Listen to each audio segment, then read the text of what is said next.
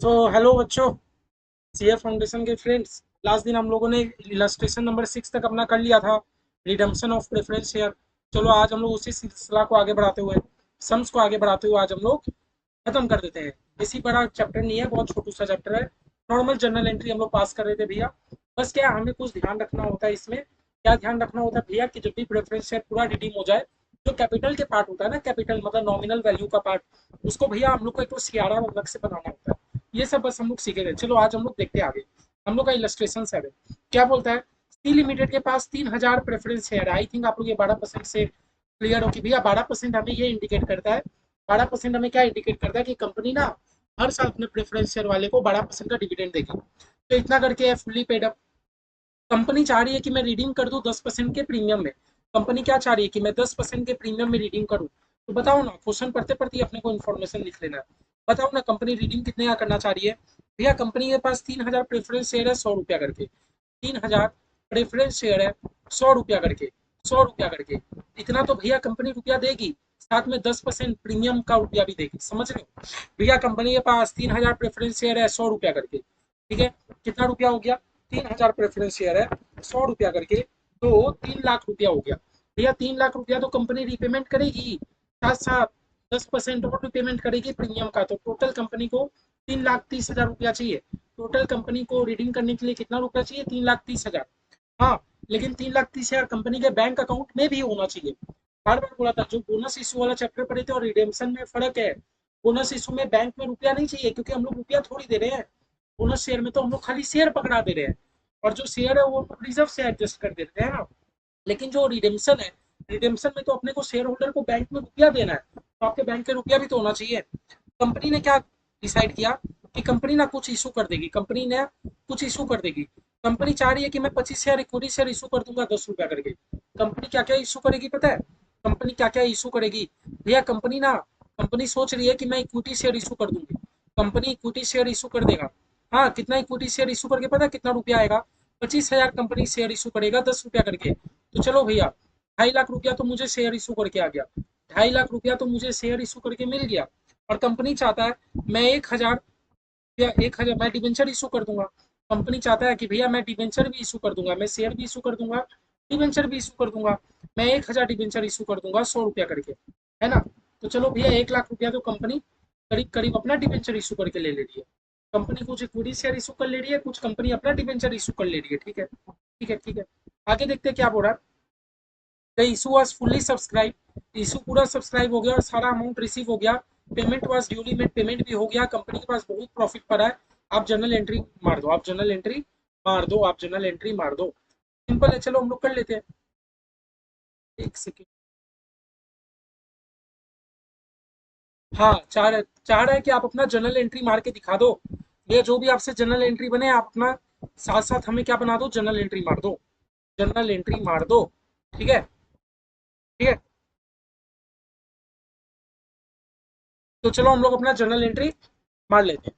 हम लोग अपना जर्नल एंट्री मार लेते हैं। ये याद रखना, रिजर्व रिजर्व के नाम पे कंपनी के पास प्रॉफिट पड़ा है, कंपनी के पास सफिशियंट प्रॉफिट है, ये हमें बोल दिया। तो हमें जो भी सीआरआर वगैरह बनाना पड़ेगा, सब हम लोग याद है। हम लोग जो सीआरआर वगैरह बनाते थे, कहाँ से बनाते थे भैया। इधर हम लोग रिजर्व से बनाते थे, इधर हमारे पास पीएल बोल के कुछ पड़ा रहता था। तो क्वेश्चन साफ साफ बोल दिया कि भैया कंपनी के पास प्रॉफिट पड़ा है ना। रिजर्व के नाम पे कंपनी के पास प्रॉफिट पड़ा है। तो सबसे पहले आप ये देख लो, आपको रिडीम करने के लिए कितना रुपया का जरूरत है भैया। 3,30,000 का जरूरत है। क्या कंपनी के पास उतना रुपया है। हाँ भैया, कंपनी के पास है। क्वेश्चन हमें बोल दिया था कंपनी के पास प्रॉफिट भी पड़ा है, और हमारी कंपनी तो शेयर भी इशू कर रही है, डिवेंचर भी इशू कर रही है, तो रुपया तो आ ही जाएगा। तो चलो ना, जनरल एंट्री मार दो। सबसे पहले जो जो कंपनी इशू कर रही है ना, इशू करने का आप जनरल एंट्री मार दो। भैया सबसे पहले कंपनी हमारा इक्विटी शेयर इशू कर रहा है, तो बताओ ना, एंट्री मार दो। बैंक अकाउंट डेबिट, भैया बैंक कंपनी के पास बैंक में रुपया आ गया। Bank account debit to equity share capital account, होता है ना। Bank account debit to equity share capital account. Bank account debit to equity share capital account. ठीक है, चलो हमने शेयर इशू कर दिया। शेयर इशू कर दिया। कंपनी 25 शेयर शेयर इशू की 10 रुपया करके, 2.5 लाख रुपया। मैं नरेशन नहीं लिख रहा हूँ, मैं अगले सम में आपको नरेशन लिख दूंगा। हाँ, इस सम्स में मैं आपको नरेशन नहीं लिख रहा। ठीक है, मैं डायरेक्ट जनरल एंट्री मार दे रहा हूँ। ठीक है। अब भैया कंपनी डिवेंचर भी इशू कर रही है, कंपनी डिवेंचर भी इशू कर रही है। तो जिस तरह कंपनी अपना शेयर इशू करती है, उस सेम प्रोसेस की तरह सेम आप जनरल एंट्री मार दो ना डिवेंचर इशू करने का। हालांकि हम लोग का चैप्टर में ठीक इसके बाद ही हम लोग पढ़ेंगे कि कैसे कंपनी अपना डिवेंचर इशू करती है, कैसे अपना कंपनी डिवेंचर को रिडीम करती है। अभी के लिए आप डायरेक्ट इतना याद रखो, भैया कंपनी डिवेंचर इशू कर रही है ना 14% डिवेंचर, तो bank account debit to 14% debenture account. ये हो गया हमारा डिवेंचर इशू का एंट्री, ये हो गया हमारा डिवेंचर इशू का जनरल एंट्री। कितना रुपया भैया, 1000 डिवेंचर इशू करी है 100 रुपया करके, 1 लाख रुपया तो मुझे डिवेंचर इशू करके आ गया, 1 लाख रुपया तो मेरे पास डिवेंचर इशू करके आ गया। ठीक है, तो देखो, तो इतना देख लो, इतना देख लो, कंपनी शेयर इशू करके कंपनी के पास रुपया आ गया, भैया शेयर इशू करके हमारी कंपनी के पास रुपया आ गया, डिवेंचर इशू करके हमारी कंपनी के पास रुपया आ गया। ठीक है, अब आगे क्या करेंगे भैया, आगे हम लोग का प्रोसेस क्या है भैया, जो आपको प्रेफरेंस शेयर रिडीम करना है ना, आप उसको पहले ड्यू एंट्री पास कर लो। जो भी आपको प्रेफरेंस शेयर रिडीम करना है ड्यू एंट्री पास कर लो। भैया 12% मेरा नाम है, तो मैंने कल आपको सिखाया था ना, अभी तक मेरे कंपनी में प्रेफरेंस शेयर क्रेडिट था। क्यों क्रेडिट था, क्योंकि कंपनी के लिए प्रेफरेंस शेयर एक टाइप का लायबिलिटी होता है। तो आप कंपनी अपना अगर वो लायबिलिटी को खत्म कर लेगी तो कंपनी को प्रेफरेंस शेयर कैपिटल को डेबिट करना होगा, प्रेफरेंस शेयर कैपिटल को डेबिट करना होगा। और 12% प्रेफरेंस शेयर नाम है तो हम लोग वही यूज करेंगे, 12% preference share capital account debit, 12% preference share capital account debit, 12% preference share capital account debit, है ना। और भैया कंपनी क्या प्रीमियम में रिडेम्पशन कर रही है, ठीक है भैया, प्रीमियम का तो बात बाद में करेंगे। टू प्रेफरेंस शेयर होल्डर, हम लोग नॉर्मल जर्नल एंट्री क्या मारते थे भैया, preference share capital account debit to preference share holder account. हम लोग एकदम नॉर्मल केस में जर्नल एंट्री क्या मारते थे, preference share capital account debit to preference share holder account. लेकिन भैया ये केस में हमारा प्रीमियम भी है, तो कंपनी जो भी प्रीमियम पे करती है ना, कंपनी के लिए प्रीमियम एक खर्चा है, कंपनी के लिए प्रीमियम क्या है, एक खर्चा है। तो खर्चा को भी तो आप डेबिट करोगे, है ना। हम लोग नॉमिनल अकाउंट क्या बोलता था कि सारा खर्चा डेबिट होता है, तो प्रीमियम हमारा डेबिट होगा। प्रीमियम हम लोग क्या लिखते हैं पता है, premium on redemption of preference share, क्या लिखते हैं, premium on redemption of preference share, क्या लिखते हैं, premium on redemption of preference share account debit, premium on redemption of preference share account debit, ये लिखते हैं ना। ठीक है, ये लिखते हैं। अब चलो अब हम लोग लिख देते हैं भैया हिसाब, भैया हिसाब लिख दो। भैया मेरे कंपनी में कितना प्रेफरेंस शेयर है, मेरे कंपनी में कितना प्रेफरेंस शेयर है भैया, 3000 प्रेफरेंस शेयर था 100 रुपया करके, 3000 प्रेफरेंस शेयर शेयर था 100 रुपया करके, है ना। लेकिन भैया 100 रुपया में आप बोलिए आप 10 रुपया का प्रीमियम भी दोगे, तो आप 3000 प्रेफरेंस शेयर वाले को 10 रुपया करके प्रीमियम भी दोगे, है ना।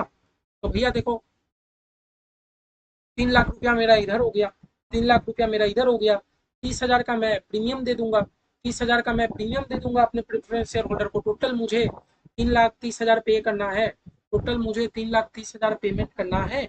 नेक्स्ट स्टेप में क्या करते हैं भैया, कुछ नहीं, प्रेफरेंस शेयर होल्डर को बैंक में पेमेंट कर दो, प्रेफरेंस शेयर होल्डर को बैंक में पेमेंट कर दो। क्या एंट्री पास करोगे, preference share holder account debit to bank account, simple सी journal entry, preference share holder account debit to bank account, preference share holder account debit to bank account, है ना। Next general entry में हम लोग ये करते थे, टू बैंक अकाउंट, कितना रुपया, 3,30,000 रुपया पेमेंट कर दो, 3,30,000 पेमेंट कर दो। ठीक है, अब भैया अब इतना के बाद हम लोग के पास, हम लोग का एक काम और बचा रहता है।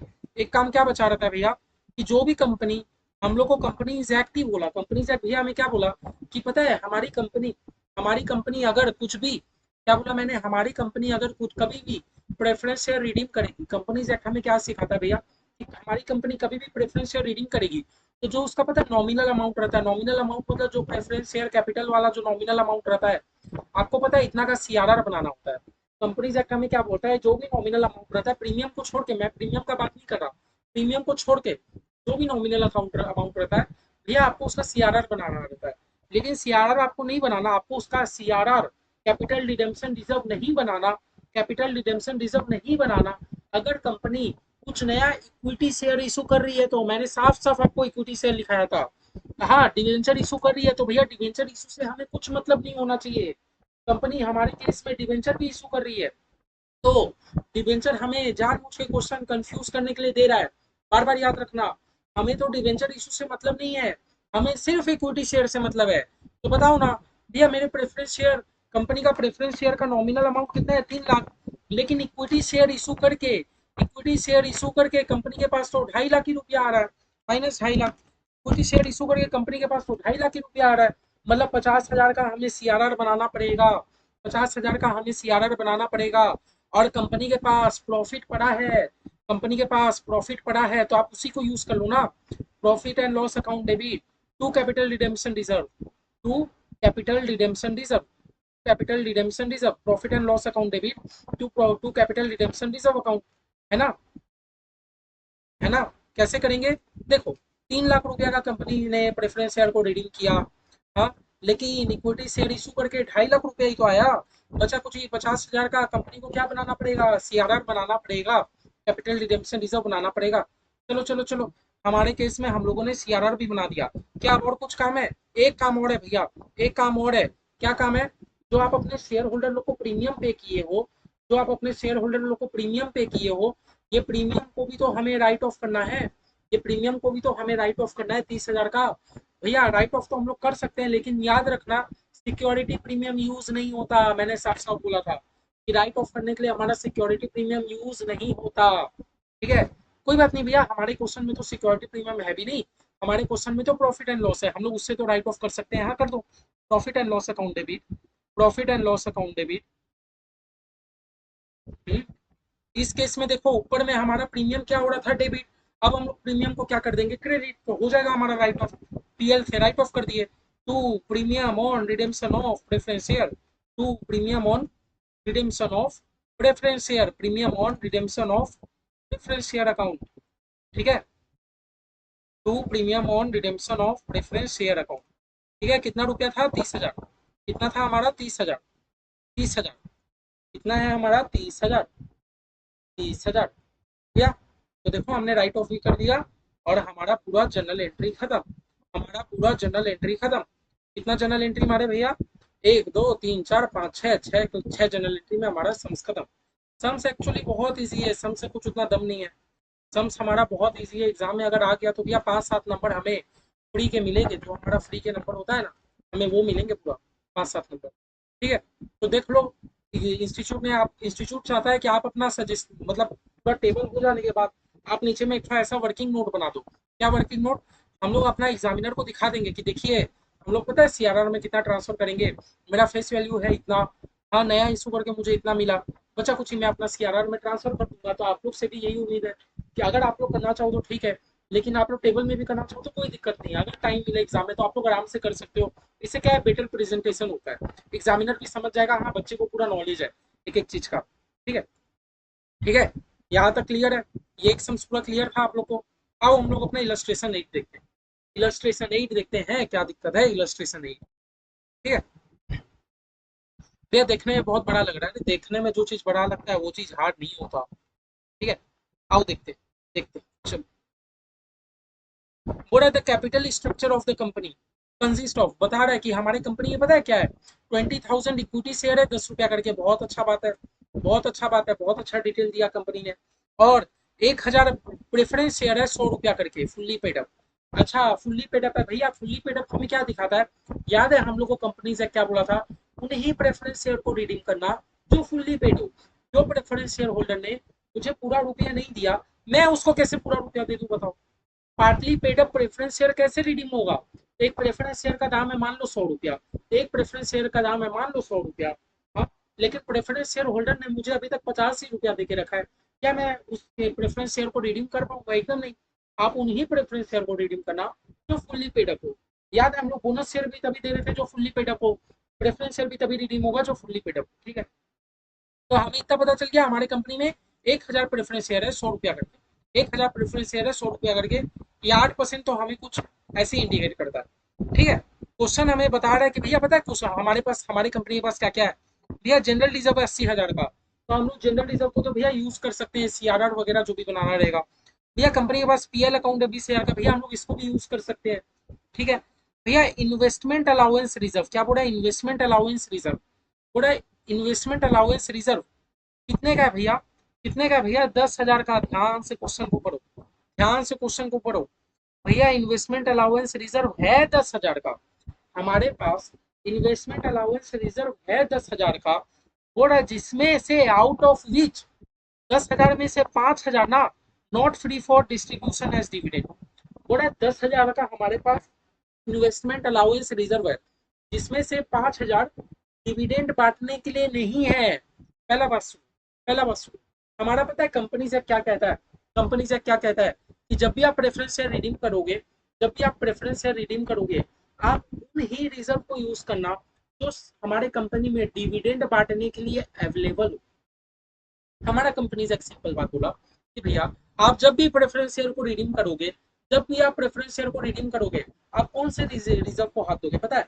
हमारा कंपनी से बोलता है जब भी आप प्रेफरेंस शेयर को रिडीम करोगे, आप पता है कौन से रिजर्व को हाथ दोगे?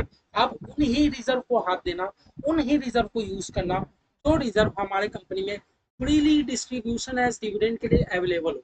आप प्रेफरेंस शेयर रिजर्व रिडीम करते टाइम कॉमन सी बात है ना, आप सब रिजर्व को यूज कर लोगे क्या? मान लो कोई रिजर्व मैंने बनाया है लेकिन वो डिविडेंड बांटने के लिए नहीं है, तो आप उसको कैसे यूज कर लोगे बताओ?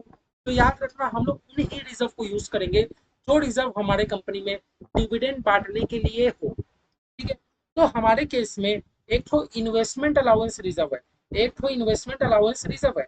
ये इन्वेस्टमेंट अलाउंस रिजर्व में 10,000 का बैलेंस है, जिसमें से क्वेश्चन साफ साफ हो रहा है 5,000 not available for distribution as dividend, 5,000 not free for distribution as dividend. तो भैया हम लोग जब भी इन्वेस्टमेंट अलाउंस रिजर्व को हाथ देंगे ना, हम लोग उसको 10,000 यूज नहीं करेंगे। क्वेश्चन हमें बोल दिया 5,000 उसमें से डिविडेंड बांटने के लिए नहीं है, तो बचा कुछ ही 5,000 हम लोग यूज कर सकते हैं। बचा कुछ ही 5,000 भैया हम लोग उसमें से यूज कर सकते हैं, हम लोग बचा कुछ ही 5,000 उसमें से यूज कर सकते हैं। बोल रहा है भैया सिक्योरिटी प्रीमियम है 2,000 का, सिक्योरिटी प्रीमियम है 2,000 का, भैया सिक्योरिटी प्रीमियम है 2,000 का। भैया आप लोग सिक्योरिटी प्रीमियम को यूज तो कर सकते हैं, तो लास्ट में हमें सीआरआर वगैरह बनाना पड़ेगा, उस टाइम भैया हम लोग सिक्योरिटी प्रीमियम को यूज कर सकते हैं। लेकिन भैया जो हम लोग प्रेफरेंस शेयर को रिडीम करने के लिए जो हम लोग प्रीमियम पे करते हैं ना, उस केस में हम लोग सिक्योरिटी प्रीमियम को यूज, भैया देखो पूरा सम हो जाने के बाद हमें दो काम करना होता है, पूरा सम हो जाने के बाद हमें दो काम करना होता है। पहला, जो प्रेफरेंस शेयर का कैपिटल रहता है, जो प्रेफरेंस शेयर का कैपिटल रहता है उसका हमें सीआरआर बनाना होता है। तो भैया सीआरआर बनाते टाइम क्या मैं सिक्योरिटी प्रीमियम यूज कर सकता हूँ? कर सकते हो। सीआरआर बनाते टाइम क्या मैं सिक्योरिटी प्रीमियम को यूज कर सकता हूँ? कर सकते हो, कर सकते हो। लेकिन भैया, लेकिन भैया क्या बोला मैंने, क्या बोला मैंने? लेकिन जो हम लोग प्रेफरेंस शेयर को रिडीम करने के लिए, जो प्रेफरेंस शेयर को रिडीम करने के लिए क्या बोला मैंने, क्या बोला मैंने? प्रेफरेंस शेयर को रिडीम करने के लिए जो आप प्रीमियम देते हो, हमें उसको भी तो राइट ऑफ करना रहता है। हमें दो काम करना होता है, पहला प्रेफरेंस शेयर कैपिटल का सीआरआर बनाना होता है, और जो आप प्रीमियम पे करते हो उसको राइट ऑफ करना होता है। तो भैया जो आप उसको सीआरआर बनाते हो ना, उस टाइम आप सिक्योरिटी प्रीमियम को यूज कर सकते हो। लेकिन जो भी आप प्रेफरेंस शेयर वाले को प्रीमियम पे करते हो, उस टाइम हम लोग सिक्योरिटी प्रीमियम को तो यूज नहीं कर सकते ना। स्पेसिफिकली थ्योरी में मैंने आपको पढ़ाया था। तो भैया मैं आपको एक बढ़िया आइडिया दूं, बढ़िया आइडिया क्या दूं, बेटर बोल रहा हूँ। देखो सम्स गलत नहीं होगा, आप एक जगह सिक्योरिटी प्रीमियम को यूज करोगे, एक जगह यूज नहीं करोगे, इससे बेटर करो ही मत ना। 2,000 ही रुपया है तो है, 2,000 रुपया का कौन सा हमें खास जरूरत पड़ेगा? इससे अच्छा आप यूज ही मत करो, आप एकदम सेफ साइड रहोगे। अगर आप एक जगह यूज करने जाओगे, एक जगह नहीं करने जाओगे, तो एग्जाम में आप ही कंफ्यूज हो गए, कहीं पता चलेगा आपने दोनों साइड यूज कर दिया और आपका समझ गलत हो गया। इससे बेटर आप यूज ही मत करो। ठीक है, फिर भैया कैश बैलेंस हमारे पास 98,000 है। अच्छा, बहुत अच्छा बात है। पूरा preference share are to be redeemed at premium of 10%। अच्छा, पूरा रिडीम कितना का होगा पता है? रिडीम कितना का होगा सबसे पहले तो ये पता करो हमारे पास प्रेफरेंस शेयर कितना है। भैया 1,000 प्रेफरेंस शेयर है, 100 रुपया करके। 1,000 प्रेफरेंस शेयर है हमारे कंपनी के पास, 100 रुपया करके। भैया 1,000 प्रेफरेंस शेयर है, 100 रुपया करके। इतना तो भैया प्रेफरेंस शेयर का दाम है। प्लस क्वेश्चन हमें बोल रहा है 10% का प्रीमियम के साथ रिडीम होगा, 10% का प्रीमियम के साथ रिडीम होगा। बताओ ना भैया, 1,000 का प्रेफरेंस, 1,000 प्रेफरेंस शेयर है 100 रुपया करके, दैट मीन्स भैया मुझे 1,00,000 रुपया तो देना ही है, 1,00,000 रुपया तो देना ही है, साथ में 10% का प्रीमियम भी देना है। टोटल मुझे 1,10,000 रुपया देना है। कौन कौन इस बात से एग्री है? कौन कौन मेरे इतना इस बात से एग्री है? ठीक है भैया। एंड पर भैया हमारे बैंक में तो 98,000 ही है, हमारे बैंक में तो 98,000 ही है। हम मुझे तो चाहिए 1,10,000 रुपया, हमारे बैंक में तो 98,000 ही है। देखते हैं आगे। पूरा for the purpose of redemption, redemption करने के लिए डायरेक्टर लोग पता है क्या कर रहे हैं? डायरेक्टर लोग बोले हम लोग इक्विटी शेयर इशू कर देंगे एट पार, एट पार। बोले एट पार मतलब, एट पार मतलब हमारे केस में इक्विटी शेयर 10 करके है। डायरेक्टर बोला टेंशन क्यों ले रहे हो, एट पार, प्रीमियम में नहीं एट पार। जितना आपका कमी पड़ेगा उतना हम लोग इक्विटी शेयर इशू कर देंगे, आप क्यों टेंशन लेते हो? हाँ, बट क्या बोला after utilizing the reserve and surplus, जितना हो सके आप अपना रिजर्व वगैरह यूटिलाइज कर लो, subject to a condition that 20,000 रुपया 20,000 रुपया आपको अपने जनरल रिजर्व में छोड़ना है। 20,000 रुपया आपको अपने जनरल रिजर्व में छोड़ना है। 20,000 रुपया आपको अपने जनरल रिजर्व में छोड़ना है।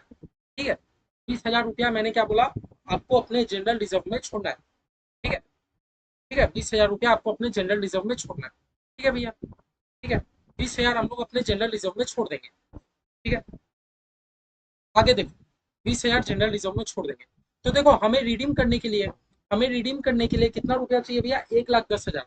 हमें रिडीम करने के लिए 1,10,000 रुपया चाहिए। लेकिन 1,10,000 रुपया में से मैं जनरल रिजर्व में से कितना रुपया ले पाऊंगा। क्वेश्चन बोलता है आप 20,000 रुपया जनरल रिजर्व में से छोड़ देना। क्वेश्चन बोलता है आप 20,000 रुपया जनरल रिजर्व में से छोड़ देना। दैट मीन्स कि भैया मैं जनरल रिजर्व में से 65,000 ही मैं यूज कर पाऊंगा। सॉरी, 60,000 ही, 80,000 का जनरल रिजर्व है। क्वेश्चन हमें बोलता है 20,000 रुपया आप जनरल रिजर्व में छोड़ देना। दैट मीन्स मैं जनरल रिजर्व में से 60,000 ही यूज कर पाऊंगा। अच्छा, बचा कुछ कितना बन गया, बचा कुछ कितना हो गया बताओ तो। हाँ, सबसे पहले देखो हम लोग एक कैलकुलेशन करते हैं, रफ कैलकुलेशन करते हैं। आप लोगों को क्वेश्चन क्लियर हो गया। क्वेश्चन बोला जो भी कमी पड़ेगा आप इक्विटी शेयर इशू कर लेना। ठीक है, तो देखो हम लोग पहले नोट 1 बनाते हैं। फंड अरेंजमेंट, क्या हम लोग करते हैं, फंड अरेंजमेंट।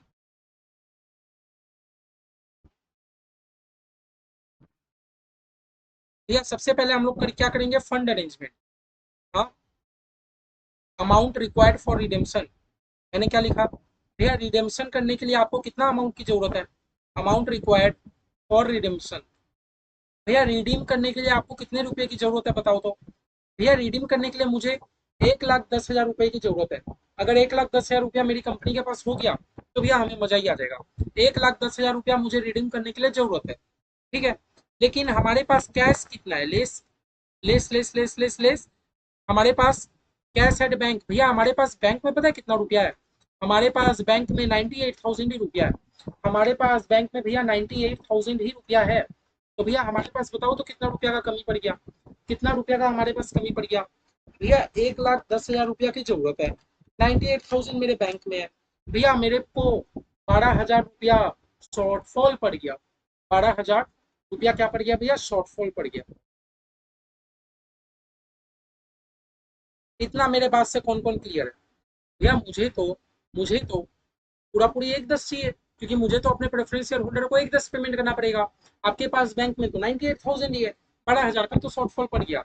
लेकिन कोई टेंशन की बात नहीं है, डायरेक्टर ने कहा कि हम लोग इक्विटी शेयर इशू कर देंगे। डायरेक्टर ने कहा कि इक्विटी शेयर इशू कर देंगे। ठीक है, ठीक है, लेकिन आप लोग एक और कैलकुलेशन करो, आप लोग एक और कैलकुलेशन करो। Note two,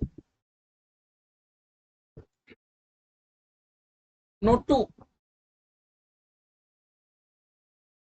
transfer to CRR. CRR में आप अपना कितना ट्रांसफर करोगे, transfer to capital redemption reserve, transfer to capital redemption reserve. भैया एक बात बता दो मुझे, एक बात बता दो मुझे, भैया मेरे पास जो रिजर्व है मेरे को उससे अपना सीआरआर भी तो बनाना है, मेरे को उससे अपना सीआरआर भी तो बनाना है। तो मुझे एक स्टेप तो और चेक करना होगा ना, क्या मेरे पास इतना रिजर्व अवेलेबल है कि मैं उससे सीआरआर बना पाऊँ कि ना। ये बता दो, मुझे ये भी तो चेक करना है ना, मुझे ये भी तो चेक करना है ना कि क्या कंपनी आपके पास उतना रिजर्व अवेलेबल है कि आप उससे अपना सीआरआर बना पाओ कि ना, आप उससे अपना सीआरआर बना पाओ कि ना। तो बताओ ना, बताओ ना मुझे सीआरआर कितने का बनाना है।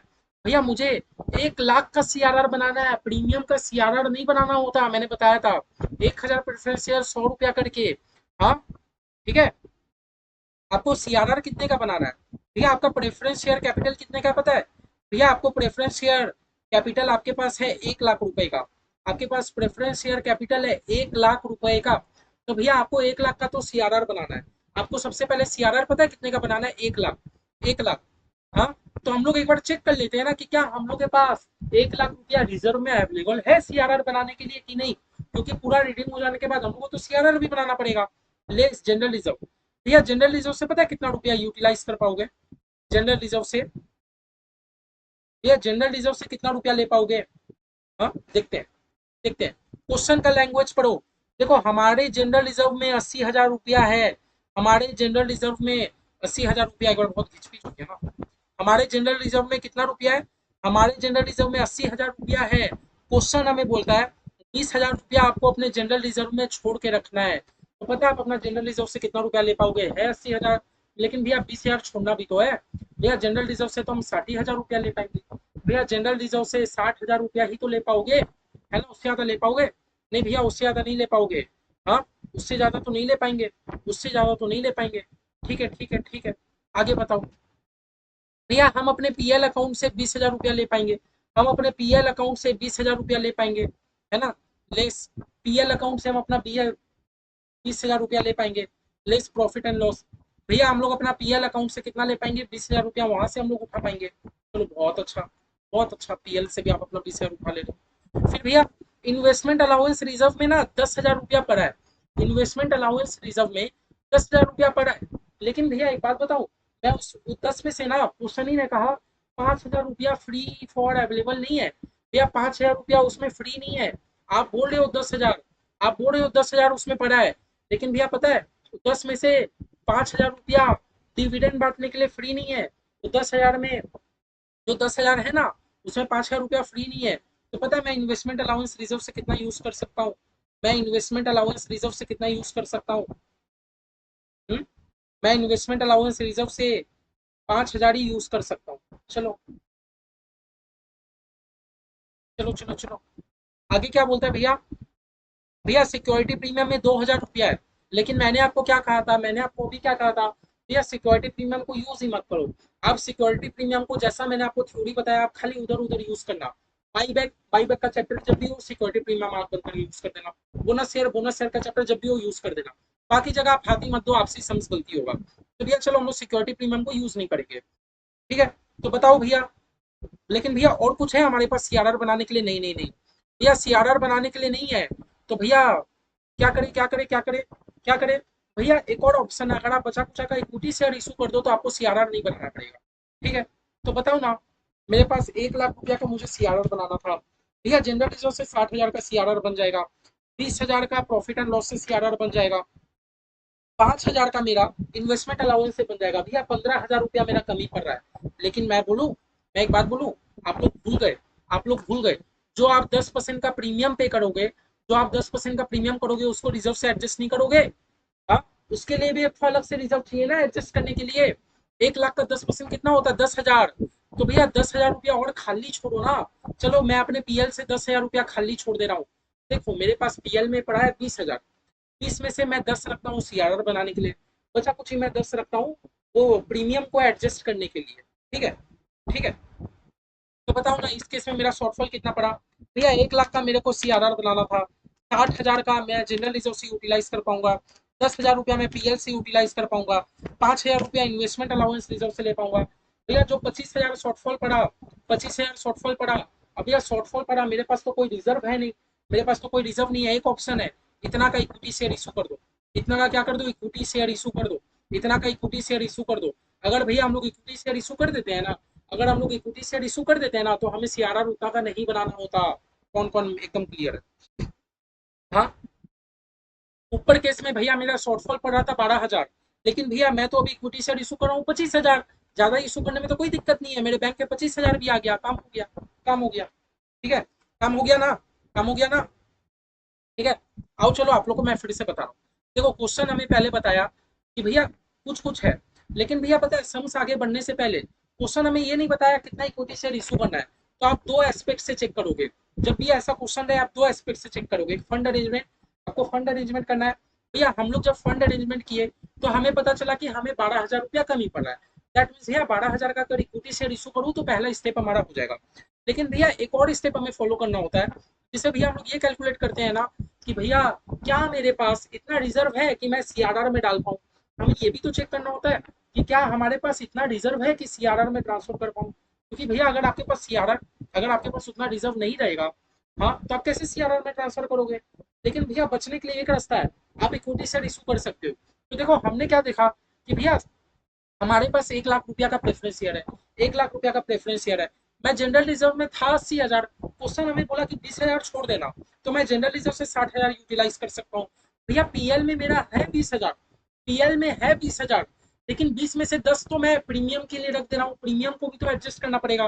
तो भैया मैं पीएल को भी 10,000 यूटिलाइज कर सकता हूँ। इन्वेस्टमेंट अलाउंस रिजर्व में था 10,000, लेकिन क्वेश्चन ने कहा कि 5,000 रुपया आप यूज नहीं कर सकते, तो भैया मैं 5 ही यूज कर रहा हूँ। भैया सब एडजस्ट करने के बाद पता है मेरे पास 25,000 का कमी पड़ रहा है। मैं बोलूँ मैं बोलूँ आपके पास रिजर्व पता है 60 70 और 5 75 हजार का ही है ना, बचा कुछ एक आप इक्विटी शेयर इशू कर दो। क्योंकि हम लोग एक बात पढ़े थे, क्या पढ़े थे कि भैया कभी भी अगर आप इक्विटी शेयर नया इशू कर देते हो ना तो आपको सीआरआर नहीं बनाना होता, आपको सीआरआर नहीं बनाना होता, आपको सीआरआर नहीं बनाना होता। तो देखो ना, नोट वन के हिसाब से हमारे पास 12,000 का कमी पड़ रहा है, नोट टू के हिसाब से हमारे पास 25,000 का कमी पड़ रहा है। दैट मीन्स अगर मैं 25,000 का इक्विटी शेयर इशू कर दूं तो झमेला ही खत्म है ना। तो नोट थ्री क्या कैलकुलेट करोगे, नंबर ऑफ इक्विटी शेयर, कितना आप इक्विटी शेयर इशू करोगे बताओ तो, कितना आप इक्विटी शेयर इशू करोगे, कितना आप इक्विटी शेयर इशू करोगे बताओ तो भैया मैं बताऊं कितना इक्विटी शेयर इशू करूंगा, भैया 25,000 रुपए की कमी पड़ रही है ना, अगर मैं 25,000 का इक्विटी शेयर इशू कर देता हूँ तो मेरा झमेला ही खत्म। भैया 25,000 का इक्विटी शेयर, और क्वेश्चन ने कहा था एट पार इशू करना है, एट पार मतलब एक शेयर का दाम 10 रुपया ही रखना, एक शेयर का दाम 10 रुपया ही, ठीक है। तो भैया पता है मैं कितना इक्विटी शेयर इशू करूंगा, अगर भैया मैं 2,500 इक्विटी शेयर इशू कर दूं तो भैया झमेला ही खत्म, सब आपका काम हो जाएगा, सब आपका काम हो जाएगा ना। तो चलो अब जनरल एंट्री मारते हैं, जनरल एंट्री मार देते हैं, ठीक है। चलो सबसे पहले आप कितना इक्विटी शेयर इशू कर रहे हो, 2,500 इक्विटी शेयर इशू कर रहे हो, जनरल एंट्री मार दो धराधर। इस केस में मैं आपको नरेशन भी लिखा देता हूँ। भैया बैंक अकाउंट डेबिट, बैंक में रुपया है ना, सबसे पहले आप बैंक में रुपया ले लो, bank account debit to equity share capital account, to equity share capital account, ये सम्स आपका बहुत इंपॉर्टेंट है, ये आप लोगों को प्रैक्टिस करना चाहिए। Bank account debit to equity share capital account, कितना इक्विटी शेयर इशू कर रहे हो, being 2,500 equity share issue, equity share issue at rate rupees 10 each, at rate rupees 10 each, 10 रुपया करके मैं इक्विटी शेयर इशू कर रहा हूँ। तो भैया मेरे पास कितना रुपया आ जा रहा है, 25,000, 25,000। एक बार फंड चेक कर लो ना, एक बार फंड चेक कर लो ना भैया, मेरे पास बैंक में 98,000 रुपया था, है ना, था ना पहले भैया, 25,000 इक्विटी शेयर इशू करके आ गया, मेरे पास बैंक में 1,23,000 रुपया हो गया। भैया रिडीम करने के लिए तो मुझे 1,10,000 ही चाहिए, कोई दिक्कत की बात नहीं है, ठीक है। तो चलो रुपया आ गया, अब नेक्स्ट क्या करते हैं भैया, प्रेफरेंस शेयर ड्यू कर दो, प्रेफरेंस शेयर होल्डर को ड्यू कर दो तभी ना बाद में पेमेंट करोगे। भैया कितना है, 8% का प्रेफरेंस शेयर है, क्या लिखोगे, 8% preference share capital account debit, है ना। रिडीम करने का जनरल एंट्री जानते हो भैया, रिडीम करने का जनरल एंट्री एकदम सेम है, सबसे पहले जो भी प्रेफरेंस शेयर कैपिटल है अभी तक आपकी कंपनी में क्रेडिट था उसको डेबिट कर दो, 8% preference share capital account debit, 8% preference share capital account debit, capital account debit to preference share holder account, simple सा general entry, to preference share holder, है ना। लेकिन भैया आप भूलिए मत, क्या मत भूलिए भैया बताओ तो, भैया हमारे क्वेश्चन में प्रीमियम भी था, और कभी भी कंपनी अगर प्रीमियम पे करती है तो कंपनी के लिए एक खर्चा है, खर्चा को क्या करते हैं, डेबिट, नॉमिनल अकाउंट बोलता था खर्चे को डेबिट करो, तो भैया चलो ना कर दो, premium on redemption of preference share account debit, क्या लिखेंगे, प्रीमियम ऑन रिडेम्पशन ऑफ, क्या लिखेंगे, प्रीमियम ऑन रिडेम्पशन ऑफ, क्या लिखेंगे, premium on redemption of preference share account debit, ठीक है। मंत्र है एकदम, याद कर लो, premium on redemption of preference share account debit, है ना, ठीक है। अब एक बात बता दो, एक बात बता दो, हमने अपना अभी अभी कैलकुलेशन किया था भैया, ताजा ताजा क्या कैलकुलेशन किया था, 1,00,000 रुपया मुझे प्रेफरेंस शेयर को रिडीम करने में लगेगा, है ना, 1,000 और 10% का प्रीमियम है, 10% का प्रीमियम है, आई थिंक आप लोग ये समझ रहे हो, 1,00,000 रुपया का मेरा प्रेफरेंस शेयर है, अब भैया 10,000 का मेरा प्रीमियम है, टोटल मुझे 1,10,000 रुपया पेमेंट करना है, टोटल में मुझे कितना पेमेंट करना है भैया, 1,10,000 रुपया आपको तो पेमेंट करना है, कर डालो, कर डालो, क्या नरेशन लिखेंगे, being preference share redeem, being preference share redeem with premium of 10%, with 10% premium, अब ऐसे लिख देना कि भैया प्रेफरेंस शेयर रिडीम हो रहा है प्रीमियम के साथ, ठीक है भैया। अब भैया नेक्स्ट एंट्री हम लोग क्या करते हैं बताओ तो, नेक्स्ट एंट्री क्या करते हैं भैया, प्रेफरेंस शेयर होल्डर को पेमेंट करके खत्म करो ना, जो अभी आप प्रेफरेंस शेयर होल्डर को क्रेडिट किए हो, आप सिंपली क्या करो, preference share holder account debit, preference share holder account debit to bank account, simple से आप उनको पेमेंट करके खत्म कर दो, preference share holder account debit to bank account. भैया इनको कितना पेमेंट करोगे, पूरा 1,10, पूरा तो इनको 1,10 ही पेमेंट करेंगे ना, इनको तो पूरा हम लोग 1,10,000 ही पेमेंट करेंगे ना, ये थोड़ी हमसे कम रुपया लेके जाएंगे, भैया इनको तो पूरा पेमेंट करना होगा, being amount paid to preference share holder, क्या लिखोगे, being amount paid to preference share holder. ठीक है, हमने प्रेफरेंस शेयर होल्डर को पेमेंट कर दिया, being amount paid to preference share holder. ठीक है, क्या हमारा सम्स खत्म, भैया पेमेंट कर दिया, रिडीम हो गया, बात खत्म? अरे नहीं भाई, रिडीम नहीं हुआ अभी तक। अभी हम लोग का एक काम और बचा है। क्या काम बचा है पता है, क्या काम बचा है? क्या, दो काम बचा है एक्चुअली। दो काम बचा है। ये जो प्रेफरेंस शेयर कैपिटल है ना, सबसे पहले तो इसका आप सीआरआर बनाओ। ये जो प्रेफरेंस शेयर कैपिटल है, सबसे पहले तो आप सीआरआर बनाओ। लेकिन आपको सीआरआर उस केस में नहीं बनाना होता अगर आपने कुछ इक्विटी शेयर इशू किया है तो। अगर आपने कुछ इक्विटी शेयर इशू किया है तो बताओ, तो इक्विटी शेयर कैपिटल मेरे कितने का है? 25। मुझे, मेरा प्रेफरेंस शेयर कितने का है भैया? 1 लाख। तो कैलकुलेटर में करो, 1 लाख माइनस में 25,000, भैया मेरे पास आ रहा है 75,000। दैट मीन्स भैया मुझे 75,000 का सीआरआर बनाना पड़ेगा। अगर इक्विटी शेयर मेरा 1 लाख का इशू हुआ होता तो भैया हम लोग तो पूरा पूरी सीआरआर नहीं बनाते, है ना। लेकिन भैया हमारे केस में क्या है, रिडेम्पशन ज्यादा का हुआ है, इक्विटी शेयर कम का इशू हुआ है, तो भैया बचा कुछ ही का तो हमें सीआरआर बनाना होगा। आई होप इतना आप लोग को क्लियर है। तो भैया मैंने रिडीम किया 1 लाख का, लेकिन भैया इक्विटी शेयर इशू करके 25 ही आया, भैया बचा कुछ ही का तो आपको सीआरआर बनाना होगा 75,000 का। और देखो 75,000 का हमने सीआरआर बनाया भी था भैया। 60 इससे लेंगे, प्रॉफिट एंड लॉस से लेंगे, इन्वेस्टमेंट अलाउंस से लेंगे। ठीक है, तो अभी तक मेरे कंपनी में जो भी रिजर्व है, सारा रिजर्व लाइबिलिटी है। लाइबिलिटी मतलब क्रेडिट है। लेकिन अब तो मैं सब रिजर्व को यूटिलाइज कर ले रहा हूँ, तो सारे रिजर्व को कर दो debit. General reserve account debit, general reserve account debit. General reserve पहले होता था क्रेडिट, अब कर दे रहा हूँ डेबिट, मतलब खत्म हो जा रहा है भैया। प्रॉफिट एंड लॉस को भी हम लोग यूटिलाइज कर रहे हैं ना, profit and loss account debit, profit and loss account debit. फिर भैया हम लोग एक और रिजर्व को यूटिलाइज कर रहे हैं, investment allowance reserve, investment allowance reserve account debit, investment allowance reserve account debit, है ना। भैया सबसे हम लोग कितना कितना रुपया ले रहे हैं? हम लोग अपना कौन सा बनाए थे भैया? भैया हम लोग तो अपना प्यारा सा नोट 2 बनाए थे भैया। जनरल रिजर्व से 60,000 ले रहा हूँ, पीएल से 10,000 ले रहा हूँ, इन्वेस्टमेंट अलाउंस से 5,000 ले रहा हूँ, 60-10-5, 60-10-5 नोट 2, 60,000 इससे ले रहा हूँ, 10,000 इससे ले रहा हूँ, और भैया 5,000 इससे ले रहा हूँ। जनरल का फॉर्मेट आप लोग तो जानते ही हो, है ना। क्या है भैया, हमारा नोट 2 आप लोग रेफर कर देना नोट 2, ताकि आपका एग्जामिनर जाके दे दे। साफ साफ बात, एग्जाम में मेरे तरह मत करके आ जाना, एग्जाम में प्रॉपर फॉर्मेटिंग करके आना। भैया सब रिजर्व को यूटिलाइज करके हमारे कंपनी में एक नया रिजर्व बन जा रहा है, क्या? Capital redemption reserve.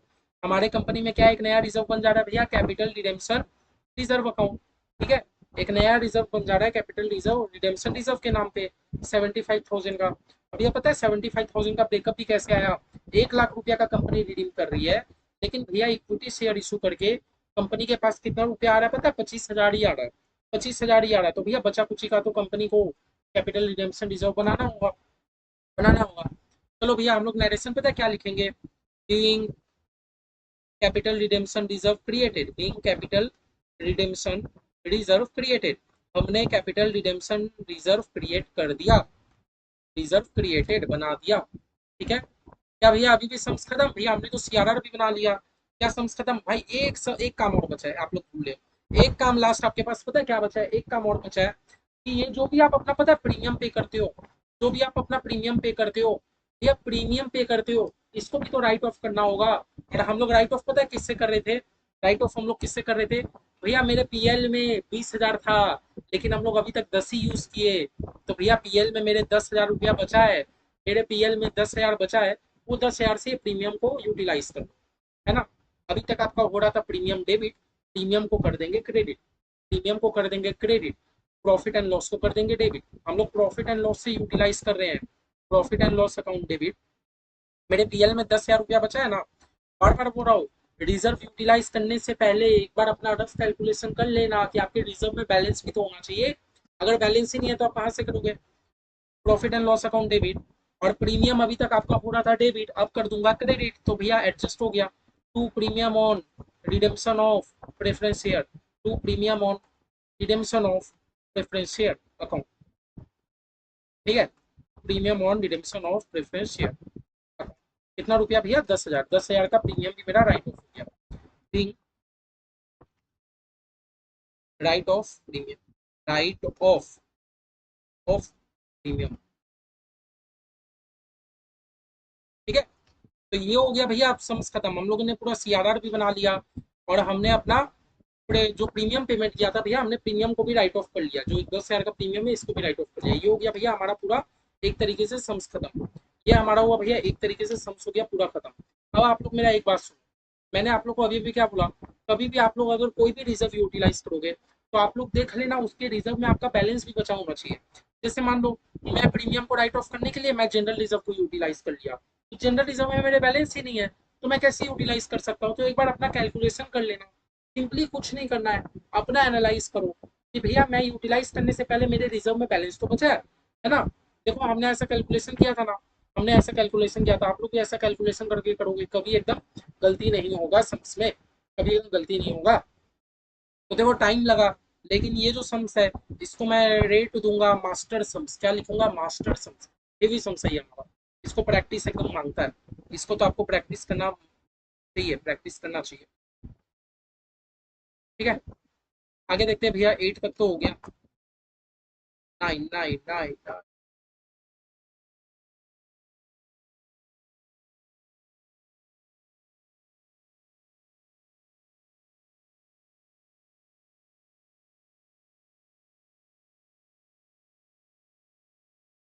चलिए भैया 9 नंबर, 9 नंबर हमारा क्वेश्चन क्या है देखते हैं।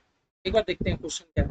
ये क्वेश्चन देखने में तो डरावना लग रहा है। अरे डरावना क्या है, नॉर्मल समझ है। अकाउंटिंग से डरो मत, अकाउंटिंग को समझो, फील करोगा अकाउंटिंग, मजा आने लगे। बोलता भैया balance sheet X Y Z limited का इतने तारीख को, बैलेंस शीट में क्या क्या है पता है? 50,000 प्रेफरेंस शेयर है 100 रुपया करके। ठीक है, लेकिन भैया 100 रुपया में 70 ही पेडअप है। 100 रुपये में पेडअप कितना है? 70 ही पेडअप है।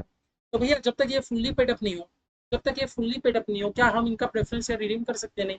तो सबसे पहले तो हमें इसका फुल्ली पेडअप कराना होगा। देखते हैं, देखते हैं, याद रखो इसको, पार्टली पेडअप है। क्या ये हमारा पार्टली पेडअप है?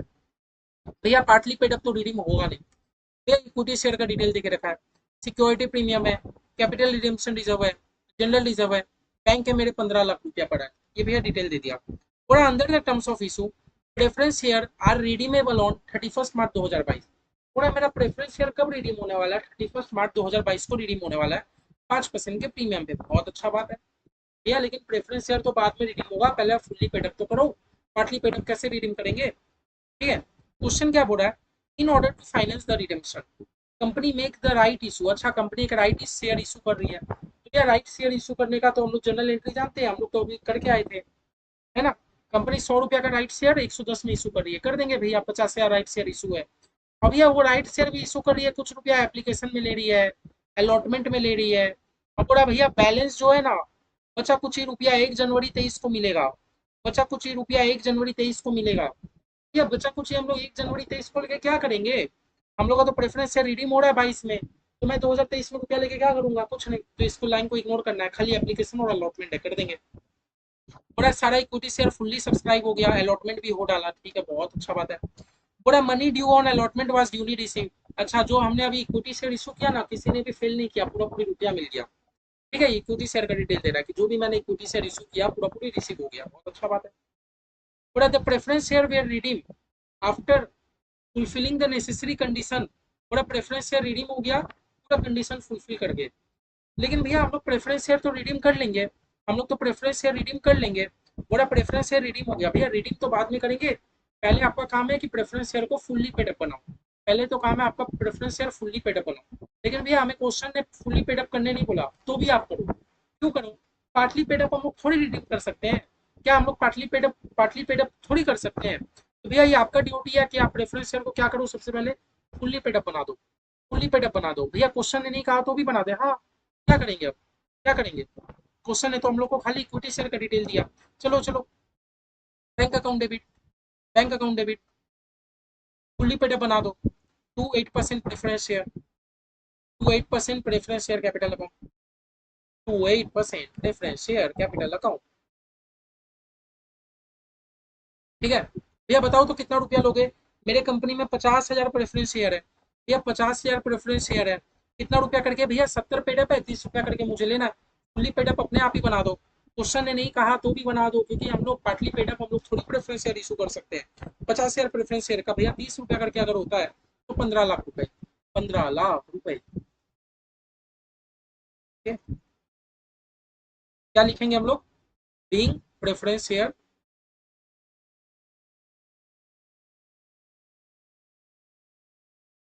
बिंग अमाउंट रिसीव, ठीक है, डायरेक्ट लिखो बिंग अमाउंट रिसीव, ठीक है, अमाउंट रिसीव हो गया। भैया अब हमारा जाके क्या हो गया, preference share fully paid up. अब जाकर हमारा प्रेफरेंस शेयर क्या हो गया, फुल्ली पेड अप। अभी तक हमारा प्रेफरेंस शेयर था पार्टली पेड अप, अब जाके हमारा प्रेफरेंस शेयर हुआ फुल्ली पेड अप, समझे। लेकिन भैया रिडीम तो बाद में करेंगे, पहले हमें इक्विटी शेयर इशू करना है। इक्विटी शेयर इशू करना है, कुछ रुपया एप्लीकेशन में लेना है, कुछ रुपया अलॉटमेंट में लेना है। तो भैया इक्विटी शेयर भी इशू कर दो ना, इक्विटी शेयर भी इशू कर दो। भैया एप्लीकेशन का एंट्री क्या होता है, bank account debit to equity share application account, bank account debit to equity share application account, simple सी होता है ना। Bank account debit to equity share application account, जैसा हम लोग सीख के आए थे, to equity share application account. कितना हम लोग इक्विटी शेयर इशू कर रहे हैं बताओ तो। क्वेश्चन ही ने कहा था, क्वेश्चन ने हमें क्या कहा था, 50,000 इक्विटी शेयर है, 50,000 इक्विटी शेयर है, एप्लीकेशन में 20 रुपया करके ले रहे हैं। 50,000 इक्विटी शेयर है, एप्लीकेशन में 20 रुपया करके ले रहे हैं। तो हम लोग एप्लीकेशन में कितना लिए, 10 लाख रुपए, 10 लाख रुपए हम लोग ले लिए एप्लीकेशन में। हाँ नरेशन क्या लिखोगे, being application money receive, being application money receive, being application money receive, ठीक है। जब क्वेश्चन आपको एप्लीकेशन अलॉटमेंट करने बोले तब आप अपना अपना वो वाला प्रोसेस में जाना कि पहले आप रुपया रिसीव करोगे, फिर आप ट्रांसफर करोगे। लेकिन अभी तक हम लोग जो क्वेश्चन पहले करके आए थे उसमें एप्लीकेशन अलॉटमेंट नहीं बोला था, तो हम लोग अपना डायरेक्ट पता है एक ही जनरल एंट्री मारते थे, bank account debit to equity share capital, क्यों क्यों, है ना। अब इस क्वेश्चन में हमें नेक्स्ट क्या करना पता है, इक्विटी शेयर एप्लीकेशन को इक्विटी शेयर कैपिटल बनाना है। Equity share application account debit, equity share application account debit. इसीलिए लाइन से मैंने आपको शेयर का चैप्टर कराया, क्योंकि देखो क्वेश्चन हमारा मिक्सअप आ सकता है एग्जाम में। To equity share capital account, equity share application account debit to equity share capital account. ये क्या था, हम लोग इक्विटी शेयर एप्लीकेशन को कैपिटल बना दिए, इक्विटी शेयर एप्लीकेशन को क्या बना दिए, कैपिटल बना दिए 10 लाख का।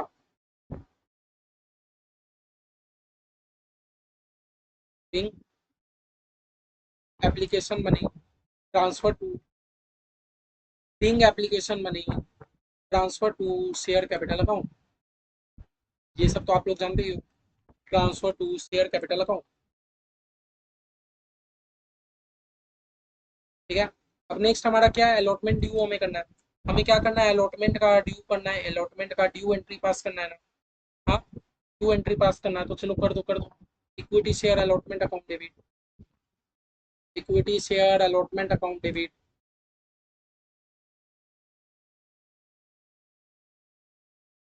To equity share capital account,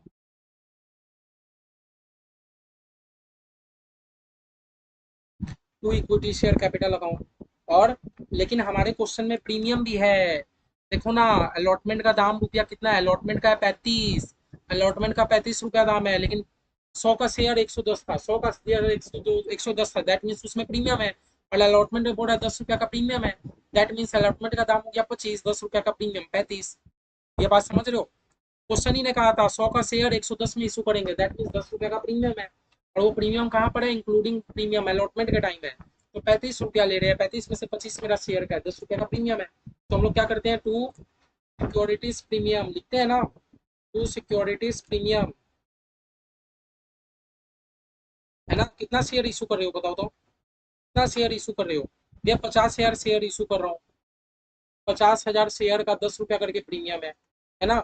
और कैपिटल का कितना रुपया ले रहा हूँ, 25 रुपया, 50,000 शेयर का 25 रुपया करके कैपिटल है ना। 50,000 शेयर का 25 रुपया करके कैपिटल है, 12,50,000 कैपिटल है।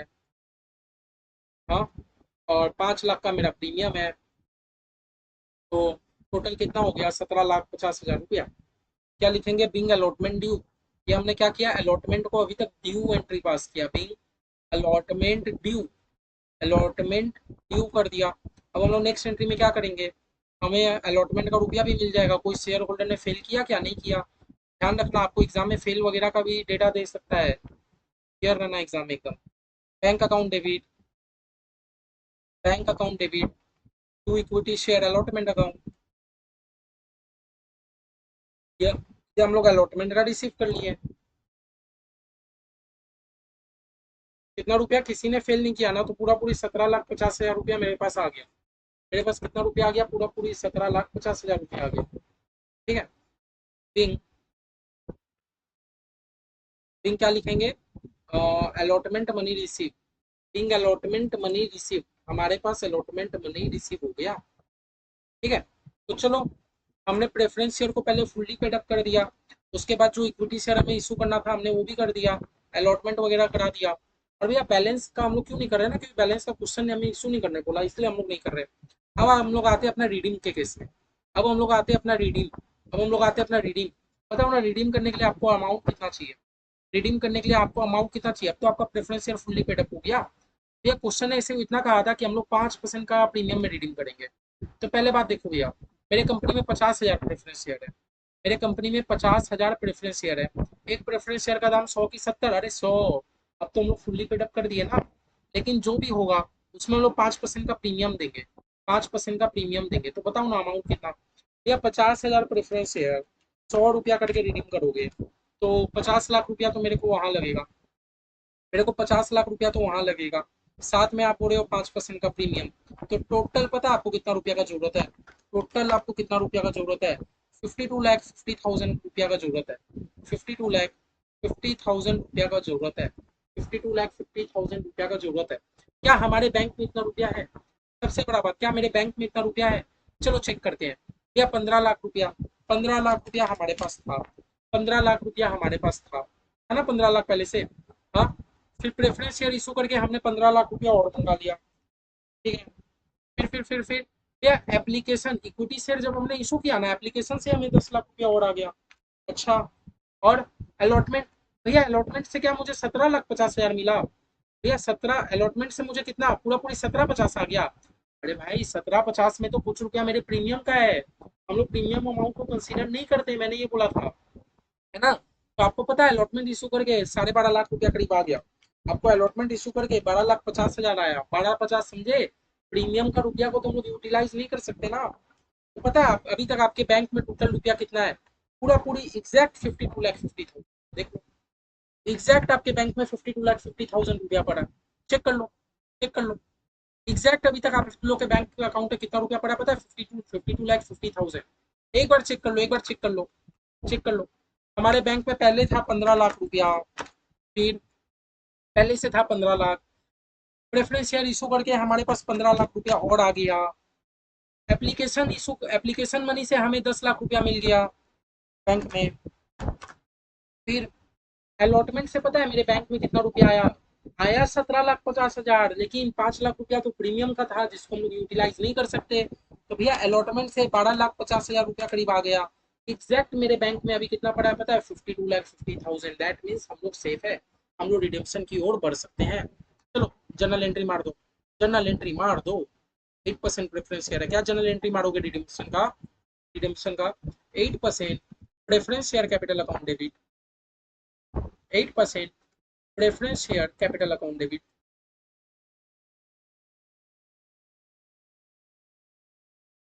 अच्छा प्रीमियम भी आप पे कर रहे हो ना, premium on redemption of preference share account debit, premium on redemption of preference share account debit, premium on redemption of preference share account debit to preference share holder. सब रुपया हम लोग किसको दे रहे हैं पता है, प्रेफरेंस शेयर होल्डर को, प्रेफरेंस शेयर होल्डर को दे रहे हैं। अच्छा देखो मेरे कंपनी में पता है कितना प्रेफरेंस शेयर है, 50,000 प्रेफरेंस शेयर है, 100 रुपया करके। हाँ, और भैया मैं प्रीमियम 5% का दे रहा हूँ, मैं 5% का प्रीमियम दे रहा हूँ, दैट मीन्स मैं 50,000 प्रेफरेंस शेयर वाले को 5 रुपया करके प्रीमियम दूंगा, 5 रुपया करके प्रीमियम दूंगा, यही तो। बताओ तो, 50,000 प्रेफरेंस शेयर 100 रुपया करके, या 50 लाख रुपया का तो आपका प्रेफरेंस शेयर कैपिटल है। हाँ, 2.5 लाख का आप दोगे प्रेफरेंस प्रीमियम दोगे, तो आपको प्रेफरेंस शेयर होल्डर को 52,50,000 रुपया देना पड़ेगा, है ना। क्या लिखोगे, being preference share reading, being preference share reading at premium of 5%, 5% का प्रीमियम चल रहा है ना अपना, 5% का मैं प्रीमियम के साथ रिडीम कर लिया। आगे का एंट्री अपना क्या होता है, प्रेफरेंस शेयर होल्डर वाले को बैंक में पेमेंट कर दो, preference share holder account debit to bank account, बार बार पूरा हूँ, ये सब चैप्टर के लिए बहुत फोकस चाहिए होता है। पिछला क्लास नहीं रिवीजन किया तो बहुत दिक्कत। Preference share holder account debit to bank account.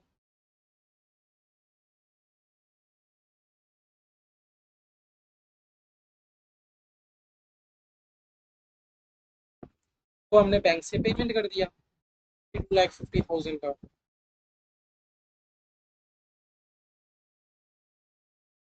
है ना, बिंग अमाउंट पेड। अब हमें दो काम करना होता है। अब हमें दो काम करना होता है। क्या दो काम करना होता है बोलो तो? क्या दो काम करना होता है? ये दो काम ऐसा करना होता है कि जो भी हम लोग अपना हमारा जो भी प्रेफरेंस शेयर कैपिटल का अमाउंट है, हमारा जो भी प्रेफरेंस शेयर कैपिटल अमाउंट है, इसका हमें सीआरआर बनाना होता है। तो बताओ ना, 50 लाख का मेरा प्रेफरेंस शेयर कैपिटल है, इसका मुझे सीआरआर बनाना होगा। लेकिन सीआरआर मुझे नहीं बनाना, सीआरआर मुझे नहीं बनाना उस केस में नहीं बनाना अगर मैंने कुछ शेयर इशू करके रुपया कमाया। अगर शेयर इक्विटी शेयर इशू करके मेरे पास कुछ रुपया आया है तो मेरे को सीआरआर नहीं बनाना। मैंने बात किया इक्विटी शेयर, प्रेफरेंस शेयर का नहीं बात किया कि आपने प्रेफरेंस शेयर ही इशू किया, नहीं, मैंने इक्विटी शेयर का बात किया। तो देखो 50 लाख रुपया, 50 लाख रुपया, चलो हम लोग यहाँ एक बार कैलकुलेशन ही मार देते हैं। एक बार हम लोग रफ रफ में कैलकुलेशन ही कर देते हैं। हाँ, नोट वन नोट टू लिखते जाना, एग्जामिनर भी देख के खुश होता है। नोट टू, अमाउंट और सीआरआर। भैया सीआरआर में कितना अमाउंट लगेगा पता है? मेरा प्रेफरेंस शेयर कितने का था? मेरा प्रेफरेंस शेयर कितने का था? मेरा प्रेफरेंस शेयर था 50 लाख रुपए का। मेरा प्रेफरेंस शेयर था 50 लाख रुपए का। हाँ, 50 लाख का था ना। हाँ, और मैंने कुछ रुपया इक्विटी शेयर एप्लीकेशन से लिया, कुछ रुपया मैंने इक्विटी शेयर अलॉटमेंट से लिया, है ना।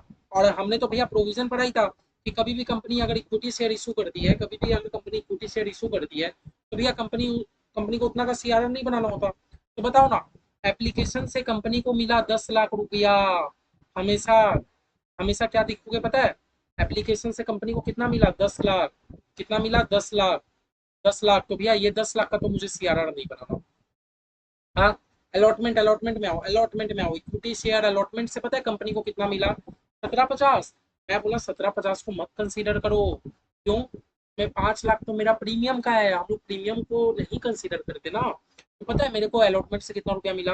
1250। सिंपली आप कैपिटल पे फोकस करो, इक्विटी शेयर कैपिटल से कितना रुपया मिला, किसमें फोकस करोगे? इक्विटी शेयर कैपिटल पे फोकस करो भैया। 1250 तो मुझे अलॉटमेंट से मिल गया, 1250 तो मुझे अलॉटमेंट से मिल गया। भैया हमने प्रेफरेंस शेयर भी इशू किया नहीं, सीआरआर बनाते टाइम खाली इक्विटी शेयर का बात किया गया था। या 50 लाख में से 10 लाख का मैंने मेरे को एप्लीकेशन से मिला, 12,50,000 का मुझे अलॉटमेंट से मिला। दैट मीन्स भैया 27,50,000 का तो मुझे सीआरआर बनाना पड़ेगा। 27,50,000 का तो मुझे सीआरआर बनाना पड़ेगा। और ये हम लोग बनाने के लिए पता है क्या यूज कर लेंगे? क्या यूज कर लेंगे सीआरआर बनाने के लिए? भैया जनरल रिजर्व में बहुत रुपया पड़ा है, 50 लाख है, आराम से लो, आराम से लो, जनरल रिजर्व यूटिलाइज मारो ना आराम से, है ना, आराम से आप जनरल रिजर्व को यूटिलाइज कर सकते हो। ठीक है, क्या लिख देंगे? जनरल रिजर्व अकाउंट डेबिट, नीचे नीचे ही चलते रहना, मैं आपको ऐसी जनरल एंट्री करके दिखाऊँ। General reserve account debit to CRR capital redemption reserve कितने का? 27,50,000। समझ गए 27,50 कैसे आया? ठीक है भैया, हमारा क्या रहता है लास्ट एंट्री? एक और एंट्री हमारा क्या रहता है बोलो तो? भूल मत जाओ आप लोग, सीआरआर बनाने के बाद भी एक रहता है, ये जो प्रीमियम अमाउंट है, प्रीमियम को भी तो आपको एडजस्टमेंट करना होगा। तो प्रीमियम को भी हम लोग कहाँ से कर देंगे? भैया मेरे जनरल रिजर्व में 50 लाख रुपया पड़ा है, बहुत रुपया पड़ा है, जनरल रिजर्व से adjustment, general reserve account debit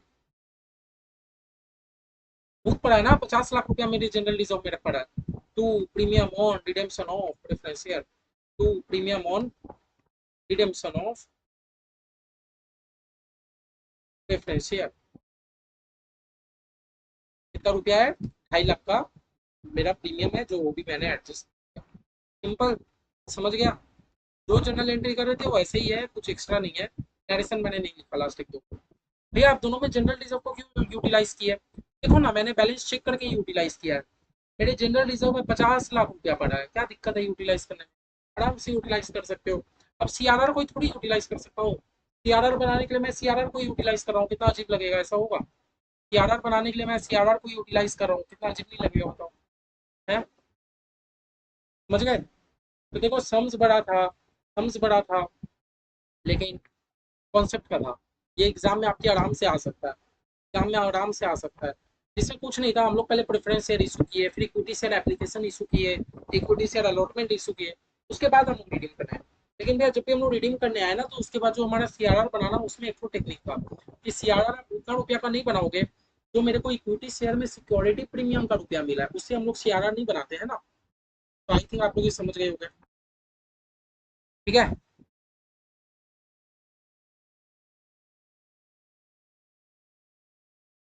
चलो 9, अब 9 नंबर और एक बड़ा क्या है क्वेश्चन।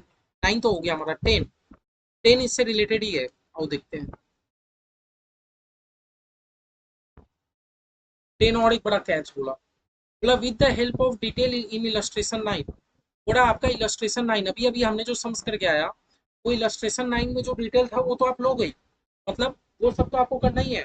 पहले आपको प्रेफरेंस शेयर इशू करना है, फिर आपको कुछ करना है, फिर आपको इक्विटी शेयर इशू करना है, अलॉटमेंट इशू करना है, वो सब तो करोगे। And further assume that preference share holder holding 2000 preference share fail to make the money for final call. अच्छा, आप लोग पहले प्रेफरेंस शेयर इशू किए थे ना, बोला आप लोग एज्यूम करो 2000 जो प्रेफरेंस शेयर होल्डर है ना, वो फेल कर गए, वो मुझे रुपया नहीं दिए। ठीक है, सेम सम्स है। बोला जो डिटेल उसमें था वही है, बस आप इतना एज्यूम करके चलो कि एक प्रेफरेंस शेयर होल्डर था, तो कितना प्रेफरेंस शेयर होल्ड करता था, 2000। वो फेल कर गया, वो मुझे रुपया नहीं दिया। बाकी सारा डिटेल हम लोग लाइन में से उठाएंगे। बस 2000 प्रेफरेंस शेयर होल्डर फेल कर गया, तो उस केस में आप क्या करोगे? उस केस में आप क्या करोगे भैया, पता है उस केस में हम लोग क्या करेंगे? हाँ, क्या करेंगे बोलो भैया? अगर कोई प्रेफरेंस शेयर होल्डर अगर मेरा फेल कर जा रहा है, अगर कोई प्रेफरेंस शेयर होल्डर मेरा फेल कर जा रहा है, तो उसका हम लोग थोड़ी रिडीम करेंगे। उसका रिडीम करेंगे क्या, बता दो तो? नहीं भैया, उसका तो हम लोग रिडीम नहीं करेंगे, है ना। उसका तो हम लोग रिडीम नहीं करेंगे, ठीक है ना। हाँ, उसका तो रिडीम नहीं करेंगे। हम लोग तो रिडीम उसी का करते हैं जो फुल्ली पेड अप हो। बल्कि भैया रिडीम नहीं करके हम लोग तो उसका रिडीम नहीं करेंगे, उसका शेयर होल्डर जब्त कर लेंगे। ठीक है ना, क्वेश्चन यही बोल रहा है। बस क्वेश्चन एक डिटेल अच्छा दिया कि जो आपका 9 में है इलस्ट्रेशन, सब वही इलस्ट्रेशन लो। बस एक प्रेफरेंस शेयर होल्डर है जो 2000 शेयर लेके रखा था, फेल टू मेक, भैया फेल है, कर देंगे कोई बात नहीं। बाकी बोल रहा है सारा सेक्शन 55 फॉलो होना चाहिए, मतलब वही प्रेफरेंस शेयर होल्डर का जो नहीं है। तो भैया चलो, हमारा जो क्वेश्चन है 9 नंबर, हम लोग को इसी को आगे बढ़ाना है। हाँ, ठीक है, मतलब हम लोग को सेम यही वाला क्वेश्चन का काम करना है। बस हम लोग को एक चीज एक्स्ट्रा करना है, सब मिटा दे रहा हूँ।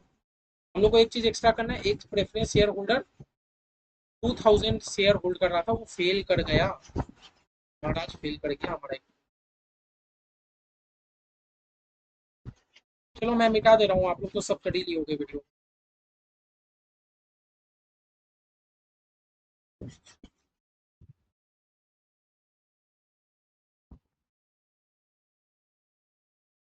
ठीक है, मतलब हमारा सेम इंफॉर्मेशन है, बस 2000 प्रेफरेंस शेयर फेल, वो फेल कर गया, वो मुझे रुपया नहीं दिया, वो मुझे रुपया नहीं दिया, सेम डिटेल। आओ शुरू करते हैं।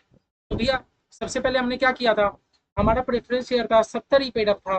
तो भैया हम लोग पहले फुल्ली पेड अप कर रहे थे, लेकिन क्वेश्चन ने क्या कहा कि जब भी आप फुल्ली पेड करोगे ना, 2000 शेयर आपका फेल कर देगा, ये इलस्ट्रेशन 10 ने कहा। ठीक है, तो चलो जनरल एंट्री मारते हैं। भैया बैंक अकाउंट डेबिट, आप लोग जानते ही हो, बैंक अकाउंट डेबिट। भैया एक शेयर होल्डर फेल कर गया, calls in arrear account debit, calls in arrear account debit, है ना, फेल कर गया। To to preference share capital account, to preference share capital account. अच्छा बताओ ना, आपको कितने प्रेफरेंस शेयर होल्डर से रुपया लेना था? आपको कितने प्रेफरेंस शेयर होल्डर से रुपया लेना था? देखो मुझे तो 50,000 प्रेफरेंस शेयर होल्डर से रुपया लेना था, लेकिन 2000 प्रेफरेंस शेयर वाले फेल कर गए, तो भैया मुझे 48,000 प्रेफरेंस शेयर वालों ने रुपया दिया। मुझे रुपया कितने ने दिया? 48,000 प्रेफरेंस शेयर होल्डर वालों ने कितना रुपया करके, 70 पेड अप था तो 30 करके दे दिया, और 2000 तो फेल कर गए, है ना।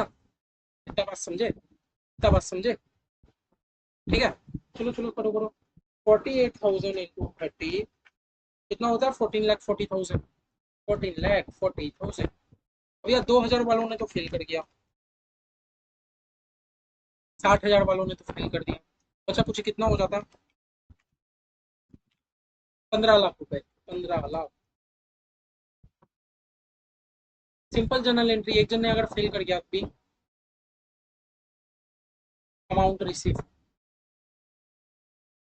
ठीक है। अब देखो साथ साथ, क्योंकि अब आगे जाके हम लोग का इक्विटी शेयर का काम आने वाला है, आगे जाके आपको इतना सारा इक्विटी शेयर इशू करना है, तो मेरा रिकमेंडेशन यही रहेगा, साथ साथ अगर पॉलिसी एरियर हुआ है तो साथ साथ आप उसका फॉरफिट वगैरह करके भी तो खत्म करोगे, आप उसका शेयर को जब्त करके खत्म करो, क्योंकि क्वेश्चन ने हमें कुछ नहीं बोला कि ये प्रेफरेंस शेयर होल्डर मुझे बाद में रुपया देने आया। तो हमारा फॉरफीचर का जनरल एंट्री क्या रहता है बोलो तो, preference share capital account debit, याद है फॉरफीचर का? एक जन ने पॉलिसी एरियर किया तो जब तो करना पड़ेगा ना, preference share capital account debit, to calls in arrear account, to calls in arrear account, to share forfeiture, हाथों हाथ हम लोग इसका शेयर जब्त भी कर लेते हैं, to share forfeiture account.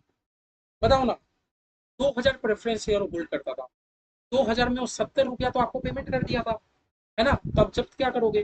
2000 share का वो 70 रुपया करके तो आपको पेमेंट कर ही दिया था, वही आप जब्त करोगे, है ना? वही आप क्या करोगे जब, और क्यों कितना रुपया नहीं दिया था भैया, 30 रुपया करके तो मुझे नहीं दिया था, ठीक है। इतना बात समझ आया? आई थिंक ये सबसे आप लोग क्लियर हो। 2000 इंटू 70 कितना होता है भैया? 1,40,000 रुपया आप उसका जब्त कर लिए, हाँ, 60,000 रुपया वो आपको दिया नहीं, है ना? कितना हो गया? 2 लाख। आई थिंक ये सब से आप लोग एकदम क्लियर। तो हेलो बच्चों, देखो मैंने आपके लिए पूरा लेक्चर रिकॉर्ड कर लिया था, पूरा लेक्चर मैंने रिकॉर्ड कर लिया था, फिर मैं देखता हूँ कि मैंने, मतलब मैं पूरा लिख लिख के मुझे नहीं दिखता कि लेक्चर रिकॉर्ड हो रहा है कि नहीं, मुझे खाली व्हाइट बोर्ड दिखता है, मैंने पूरा रिकॉर्ड कर लिया, फिर मुझे बाद में क्या दिखता है कि नहीं लेक्चर तो स्टॉप हो गया ऑटोमेटिकली, लेक्चर क्या हो गया? ऑटोमेटिकली स्टॉप हो गया। कोई बात नहीं, मैं आपको समझा देता हूँ। तो भैया देखो, इतना तो आप लोग जानते हो ना, प्रेफरेंस शेयर भैया हमने जब्त कर लिया, प्रेफरेंस शेयर भैया हमने जब्त कर लिया, जब्त का एंट्री आप कर लोगे। उसके बाद भैया हमारे क्वेश्चन बोला था कि कंपनी ने ना एप्लीकेशन इस मनी इशू किया, एप्लीकेशन मनी इशू किया। भैया एप्लीकेशन और अलॉटमेंट इशू का तो आप लोग जनरल एंट्री जानते हो, आप लोग एकदम सिंपल कर लोगे, ठीक है। एप्लीकेशन अलॉटमेंट भी कर लोगे। अब भैया बारी आई रिडेम्पशन की, कि प्रेफरेंस शेयर कितना रिडीम करोगे बताओ तो, प्रेफरेंस शेयर कितना रिडीम करोगे? साफ साफ क्वेश्चन ने कहा था कि 2000 प्रेफरेंस शेयर होल्डर फेल कर गए, अगर फेल कर गए बताओ, तो भैया मेरे कंपनी में 50,000 प्रेफरेंस शेयर था, 2000 अगर फेल कर गए तो आप रिडीम तो 48 का ही करोगे, है ना? तो बताओ ना, रिडीम करने के लिए आपको 48,000 प्रेफरेंस शेयर है, 100 रुपया करके 5% का प्रीमियम, टोटल आपको 50,40,000 रुपया का जरूरत पड़ेगा। कितना रुपया का जरूरत पड़ेगा? 50,40,000। तो देखो, वही हमने रिडेम्पशन का भी जनरल एंट्री मार दिया, preference share capital account debit, premium on redemption to preference share holder, जैसा जैसा है। और भैया बाद में प्रेफरेंस शेयर होल्डर को बैंक से पेमेंट भी कर दिया, बाद प्रेफरेंस शेयर होल्डर को बैंक से पेमेंट भी कर दिया, ठीक है। इतना समझ गए? नॉर्मल है, जो है नॉर्मल है, बस खाली ऊपर में जो फेल हो गया उसका सब नॉर्मल है। अब यह उसके बाद मेरी बारी आई कि हम लोग को कैपिटल रिडेम्पशन रिजर्व बनाने का। तो सीआरआर पता है कितने का बनाओगे? बताओ भैया, मेरे प्रेफरेंस शेयर होल्ड का नॉमिनल अमाउंट क्या है बताओ तो, मेरे प्रेफरेंस शेयर का नॉमिनल अमाउंट क्या है? तो मेरे प्रेफरेंस शेयर का नॉमिनल अमाउंट है 48 लाख, मेरे प्रेफरेंस शेयर का नॉमिनल अमाउंट है 48 लाख। तो हिसाब से तो आपको 48 लाख का सीआरआर बनाना चाहिए, लेकिन अगर आप कुछ भी रुपया आप इक्विटी शेयर इशू करके ले रहे हो तो आपको उसका सीआरआर नहीं बनाना। देखो ना, मैंने इक्विटी शेयर इशू किया था, तो इशू करके मेरे को एप्लीकेशन में 10 लाख रुपया मिल रहा है ना, मेरे को एप्लीकेशन में 10 लाख रुपया मिल रहा है, तो इसका मुझे सीआरआर नहीं बनाना। साथ ही साथ अलॉटमेंट में मुझे मिल रहा है 1750, लेकिन 1750 में 5 लाख तो मेरा प्रीमियम है ना। तो अगर मैं सिर्फ अलॉटमेंट की बात करूँ तो मेरे को अलॉटमेंट में 1250 बेसिकली मिल रहा है, बचा कुछ ही तो प्रीमियम है। तो अलॉटमेंट में ये 1250 का मुझे सीआरआर नहीं बनाना, 1250 का मुझे सीआरआर नहीं बनाना, एक 10 का नहीं बनाना, एक 1250 का नहीं बनाना। तो टोटल में भैया आपको 25,50,50,000 का सीआरआर बनाना है। कितने का बनाना है? 25,50,000 का सीआरआर बनाना है। एग्जामिनर आपका यही 25,50,000 अगर देख लिया एग्जैक्ट है तो एग्जैक्ट आपको नंबर मिल जाएगा, और जो भी करोगे ना नीचे नोट्स में करते जाना, एग्जैक्ट आपको देखना 10 में से 8 तो मिलेगा ही मिलेगा, ऊपर में कुछ स्टेप मार्किंग गलती का कटे तो कटे। लेकिन भैया हमारे पास ना, हमारे क्वेश्चन में जनरल रिजर्व में 50 लाख रुपया है पहले से, आप आराम से सीआरआर बना सकते हो। कितने का बनाना है? 25-50 का सीआरआर बनाना है, और जो मेरा प्रीमियम प्रीमियम पे हुआ है 240 का, प्रीमियम को राइट ऑफ कर देना है, सिंपल है भैया, कुछ एक्स्ट्रा वर्क हम लोग नहीं किए। तो भैया ये सम और आने जो नेक्स्ट सम है, दोनों में डिफरेंस क्या था? देखो दोनों में डिफरेंस क्या था, दोनों सम बेसिकली एक जैसा है। ये वाला सम जब पहले दिया तो इसमें ये लोग फेल नहीं दिखाया था, जबकि हम लोग जब इलस्ट्रेशन 9 देखे, इलस्ट्रेशन 9 में सीआरआर ठीक बना है ना? हाँ 25-50 का सीआरआर। चलो इलस्ट्रेशन 9 में क्वेश्चन ने कहा था कि टू, बाकी सारा डेटा 9 का ले लो, 1000 शेयर फेल कर दो, सिंपल है भैया, और कुछ एक्स्ट्रा बात हमें क्वेश्चन ने नहीं कहा। ठीक है, आप लोग समझ गए। ठीक है, तो सीए फाउंडेशन के दोस्त, हो गया ना ये सम बढ़िया से, सम बढ़िया से हो गया ना। देखो सम, थोड़ा सा मेरा वीडियो पता नहीं बीच में से थोड़ा सा लैग हो रहा था, थोड़ा सा लैग हो रहा था। बाकी देखो आप लोगों को कॉन्सेप्ट पूरा तरीके से समझ आ गया होगा, आप लोगों को कॉन्सेप्ट पूरा तरीके से समझ आ गया होगा। आप लोग एक बार समझ अपने हाथ से आप लोग करके करने बैठोगे, आप लोग को एकदम पूरा क्लियर हो जाएगा। 9 और 10 नंबर में हमारा बस एक ही डिफरेंस था। क्या चीज का डिफरेंस था? जो हम लोग लास्ट में सीआरआर बनाते थे, बस हमारा उसमें डिफरेंस था, और हमारा कहीं डिफरेंस नहीं है। जो भी हम लोग लास्ट में एकदम सीआरआर बना रहे हैं, बस हमारा एक वहाँ पर डिफरेंस आया। हाँ, और हमारा डिफरेंस एक जगह और कहाँ आया बोलिए तो भैया, जो भी हम लोग प्रेफरेंस है रिडीम कर रहे हैं, पूरा पूरी 50,000 में तो रिडीम नहीं करेंगे, क्योंकि 2,000 प्रेफरेंस शेयर होल्डर ने तो रुपया ही नहीं दिया, उनका हम लोग फेल करके जब्त कर लिए, है ना। बस बाकी आप लोग कोई डिफरेंस नहीं था, एकदम क्लियर है। चलो, अभी रिकॉर्ड एकदम सही सही हो रहा है, हम लोग आगे एकदम अपना ट्रू फॉल्स की जर्नी पर आ जा रहे हैं। क्या बोलता है ट्रू फॉल्स? बोलता है when share are redeem by utilizing distributable profit. बोला जब भी शेयर रिडीम हो रहा है, या शेयर तो रिडीम होता है हमारा प्रॉफिट है, वही प्रॉफिट से जिसको हम लोग डिस्ट्रीब्यूट कर सकते हैं। हम लोग तो पढ़े थे या शेयर हमारा वही रुपया से रिडीम हो सकता है जो प्रॉफिट हमारे पास डिस्ट्रीब्यूट करने के लिए है। An amount equal to the face value of share redeem is transfer to capital reserve account by debiting the distributable profit. बोला भैया, बोला भैया, एन अमाउंट, जो भी आपका अमाउंट रहेगा, जो भी आपका अमाउंट रहेगा equal to face value of share, आपको उसको कैपिटल रिजर्व, कैपिटल कहाँ डालना होगा? कैपिटल रिजर्व में डालना होगा। नहीं भैया, हम लोग को तो अमाउंट डालना रहता है कैपिटल रिडेम्पशन रिजर्व में, नॉट कैपिटल रिजर्व। जब भी आप शेयर रिडीम करते हो, आप रुपया कहाँ डालते हो? कैपिटल रिडेम्पशन रिजर्व में डालते हो ना, कैपिटल रिजर्व में थोड़ी डालते हो। गलत है भैया।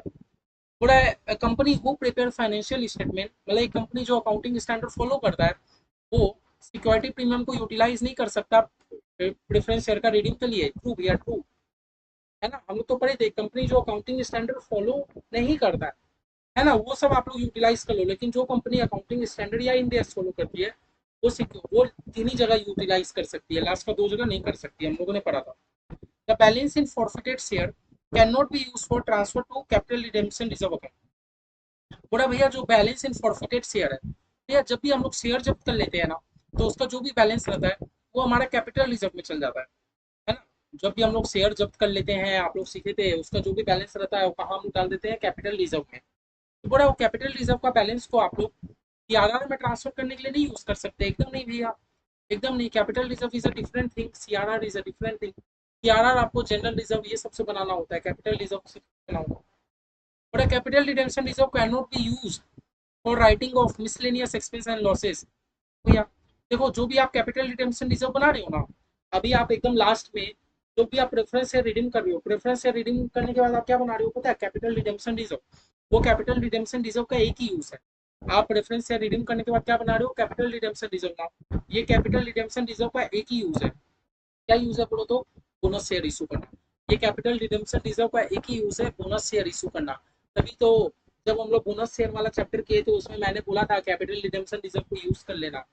मुझे कैपिटल रिडेम्पशन रिजर्व का एक ही यूज है भैया, बोनस शेयर को इशू करना। हालांकि आप लोग के सिलेबस में जो डिवेंचर उवेंचर टॉपिक है, वो करने के बाद मैं एक सेपरेट क्लास 20-25 मिनट का आपको प्रॉपर, एकदम प्रॉपर पूरी तरह रिजर्व के बारे में एक नॉलेज दे दूंगा, फिर आपको कुछ भी कंफ्यूजन नहीं होगा। ठीक है, ठीक है। अभी तो रिकॉर्डिंग सही होगा। थोड़ा security premium can not be use to, भैया सिक्योरिटी प्रीमियम को हम लोग, हाँ भैया सिक्योरिटी प्रीमियम को हम लोग क्या चीज के लिए यूज नहीं कर सकते? भैया प्रेफरेंस शेयर रिडीम करने के लिए तो यूज नहीं कर सकते। प्रेफरेंस शेयर रिडीम करने के लिए सिक्योरिटी प्रीमियम का यूज करोगे, आपके पास बैंक का बैलेंस होना चाहिए भाई। सिक्योरिटी प्रीमियम कैसे यूज करोगे? बोला भैया एस लिमिट, और बाकी हमारे लिस्ट में तो था ना, बोनस शेयर इशू कर सकते हैं, प्रीलिमिनरी एक्सपेंस के लिए भी कर सकते हैं। हालांकि वो कंपनी नहीं कर सकती है जो अकाउंटिंग स्टैंडर्ड फॉलो करती है। बोला एस लिमिटेड ने इशू किया 2000, 10% preference share 100 each at par इतना, विच आर रिडीमेबल एट इतना। For the purpose of redemption company ने इतना इक्विटी शेयर इशू किया इतना प्रीपेड में। तो चलो ना पहले इतना बता दो, पहले इतना बता दो। अच्छा पूछ रहा है आपसे, सीआरआर में कितना रुपया डालोगे? सीआरआर में कितना रुपया डालोगे? तो बताओ ना भैया, सीआरआर में तो मुझे कैपिटल का रुपया डालना होता है, कैपिटल का। तो प्रेफरेंस शेयर कैपिटल का कितना रुपया था? या प्रेफरेंस शेयर कैपिटल का 2000 प्रेफरेंस शेयर 100 रुपया करके, प्रीमियम को गोली मारो, प्रीमियम को गोली मारो, क्योंकि सीआरआर बनाते टाइम हम लोग प्रीमियम को ध्यान नहीं देते। 2000 प्रेफरेंस शेयर 100 रुपया करके, भैया आपको 2 लाख रुपया हिसाब से सीआरआर में डालना चाहिए था। आपको सीआरआर में कितना रुपया डालना चाहिए था? 2 लाख। लेकिन आप पता है इक्विटी शेयर कितना का इशू करे हो? 1500 इक्विटी शेयर 100 रुपया करके लेस। 1500 इक्विटी शेयर 100 रुपया करके। या प्रीमियम को नहीं लोगे? अरे प्रीमियम को गोली मारो, हम लोग प्रीमियम को थोड़ी यूज करते हैं भैया। 1500 इक्विटी शेयर 100 रुपया करके भैया 1.5 लाख रुपया। तो 1.5 लाख रुपया तो आपके पास इक्विटी शेयर इशू करके आ गया है ना। तो भैया 50,000, आप आराम से 50,000 का आप क्या कर सकते हो बोलो तो? आप आराम से 50,000 का सीआरआर बना सकते हो। आराम से 50,000 का सीआरआर बना सकते हो। बड़े भैया which of the following can not be used for purpose of creation of capital redemption reserve. बड़ा कैपिटल रिजर्व रिडेम्पशन रिजर्व बनाने के लिए आप क्या चीज का यूज नहीं कर सकते? भैया पीएल का तो यूज कर सकता हूँ, पीएल का तो यूज कर सकता हूँ, जनरल रिजर्व का भी यूज कर सकता हूँ। ये कब से आ गया अनक्लेम डिविडेंड?